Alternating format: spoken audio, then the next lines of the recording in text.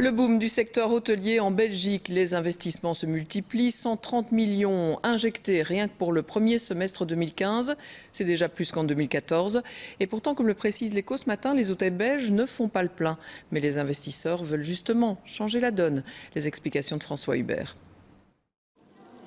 Un grand cru. 2015 s'annonce comme un très grand cru pour les investissements hôteliers belges et la tendance n'est pas nouvelle.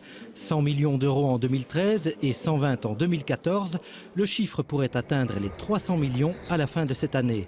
Mais à quoi est dû cet engouement pour le secteur hôtelier ? À Bruxelles, et je pense à la Belgique en général, mais l'augmentation des nuitées est extrêmement significative, c'est-à-dire qu'on prend à peu près 5% de nuitées supplémentaires à Bruxelles chaque année.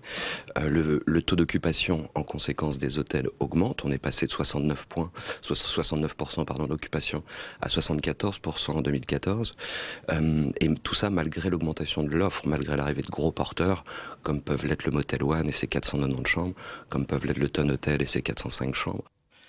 C'est l'hôtellerie de luxe et moyen de gamme qui tire les chiffres vers le haut. Les investissements visent surtout de la rénovation.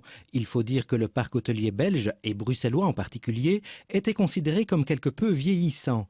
Avec l'augmentation de la clientèle ces dernières années, les hôtels retrouvent des moyens pour se moderniser, comme celui-ci dans le centre de Bruxelles.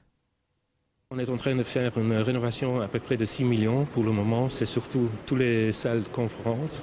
Et on a rénové cette année encore 2 étages, un inventaire de 100 chambres dans l'hôtel. Oui. Le secteur hôtelier belge est encore handicapé par des charges opérationnelles plus élevées que dans les pays voisins, en particulier les frais de personnel. Mais ce n'est pas le seul problème à résoudre.